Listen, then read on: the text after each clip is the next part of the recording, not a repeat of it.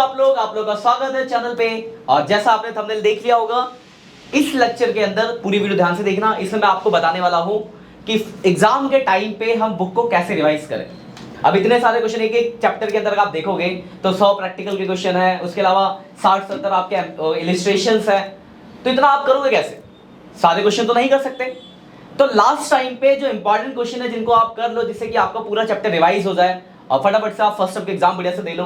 और ये वीडियो आपके बोर्ड के एग्जाम के लिए बहुत बढ़िया है, बहुत इंपॉर्टेंट है। बुक फर्स्ट को जल्दी से जल्दी कैसे रिवाइज किया जाए, तो चैप्टर वाइज में आपको टीएस अग्रवाल की बुक की बात कर रहा हूँ और 2024 मतलब जो नया एडिशन की बुक है। पुराने एडिशन में क्वेश्चन ऊपर नीचे होंगे, तो आप नए एडिशन से मैच कर लेना। तो देखो, पहला चैप्टर आपका जो है वो है आपका फंडामेंटल्स। तो फंडामेंटल से देखो आपको इलिस्ट्रेशंस में कौन कौन से इलिस्ट्रेशन करने हैं, पहला, दूसरा, तीसरा, चौथा, पांचवा, ये कुछ नंबर दे गए आप। उसके बाद देखो ये कुछ क्वेश्चंस है जो आपको प्रैक्टिकल के क्वेश्चंस जो आपको फंडामेंटल से करने हैं फॉर द क्विक रिविजन्स। सारे क्वेश्चन ना करके, मतलब जहां पे आपको 200 क्वेश्चन करने थे वहां 50 क्वेश्चन करके ही चैप्टर को अच्छे से रिवाइज कर सकते हो और आपके सारे कॉन्सेप्ट भी क्लियर हो जाएंगे। लेकिन एक बात याद रखना, फंडामेंटल स्ट्रांग होने चाहिए। अगर आपके बेसिक फंडामेंटल स्ट्रांग नहीं है तो याद रखना अकाउंट्स में आप क्वेश्चन को याद तो नहीं कर सकते हो। तो सबसे प्राइमरी जो काम होता है वो दैट इज कि आप अपने हर एक चैप्टर के बेसिक कॉन्सेप्ट को बहुत स्ट्रांग कर लो, तो कैसा भी क्वेश्चन आएगा आप कर लोगे।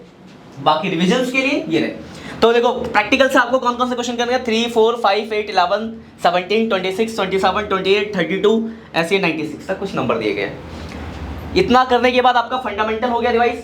इसके बाद क्या करना है आपको, फंडामेंटल रिवाइज करने के बाद आपको एक अपना छोटा सा टेस्ट ले लेना कि आपने जो पढ़ा है रैंडमली किससे क्वेश्चन, प्रीवियस ईयर के क्वेश्चन करके।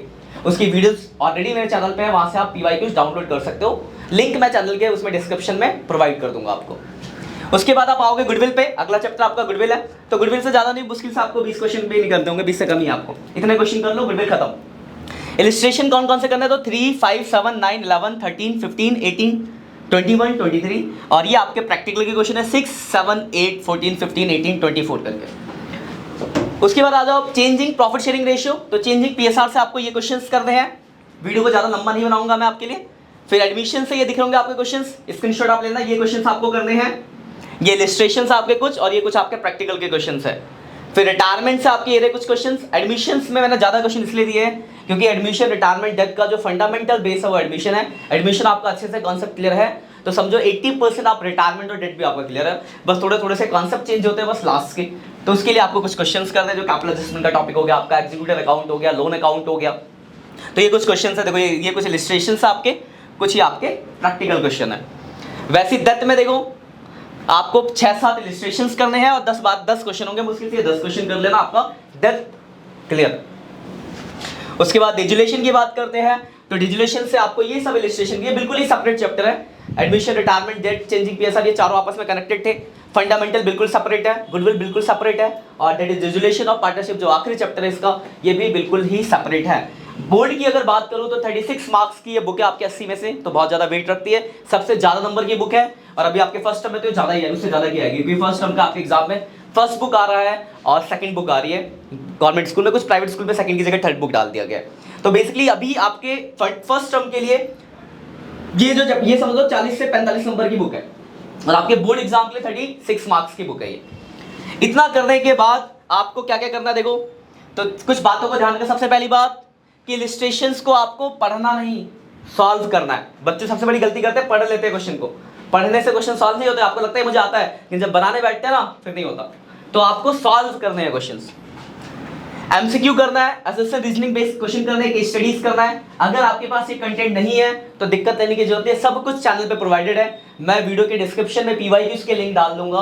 पीवाईक्यूज वाला जो प्लेलिस्ट है वहां से आप चैप्टर वाइज पीवाईक्यूज डाउनलोड कर लेना। उसमें आपको असेसमेंट बेस्ड पीवाईक्यूज, एमसीक्यूज सब आपको वहां कंटेंट मिल जाएगा। बाकी और नई वीडियोस भी आती रहेंगी, तो चैनल को सब्सक्राइब जरूर कर देना लेटेस्ट अपडेट के लिए। और इस इंपॉर्टेंट वीडियो को अपने दोस्तों के साथ भी शेयर कर देना कि वो भी हर चैप्टर के 200 क्वेश्चन ना करने की जगह 50 क्वेश्चन करके उस चैप्टर को अच्छे से क्विक रिवाइज कर सके। उसके बाद एक सबसे इंपॉर्टेंट बात, do not use calculator at all. बहुत सारे बच्चों के साथ ही मैंने देखा है, अपने ऑफलाइन बच्चे से, बच्चे क्या करते हैं फोन से कैलकुलेट कर लेते हैं। अभी तो आपसे क्वेश्चन हो गया पर आपकी एक्यूरेसी, आपकी स्पीड नहीं बढ़ पाती इससे। तो दिक्कत इससे ये होता है जब एग्जाम में आप क्वेश्चन करने जाते हो तो आपको जो परेशानी आती है कि आपको पेपर आता हुआ छूट जाता है। रीजन क्या है कि आपने कैलकुलेशन की प्रैक्टिस नहीं करी। सी से कॉमर्स और सी से कैलकुलेशन, दिमाग में रख लो। कैलकुलेशन अगर अच्छी नहीं है तो कितना भी आपके अंदर ज्ञान हो, 3 घंटे में आप पेपर अटेम्प्ट नहीं कर पाओगे। तो यूज मत करना कैलकुलेटर, ये दिमाग में रख लो। बस all the best for exam, अच्छे से करो। और बाकी वीडियो अगर अच्छी लगी हो तो दोस्तों के साथ शेयर कर देना, चैनल को सब्सक्राइब कर देना और एक प्यारा सा कमेंट करना तो बिल्कुल मत भूलना, क्योंकि आपका एक कमेंट हमें मोटिवेट करता है कि हम और लेक्चर्स बनाएं। बाय बाय दोस्तों।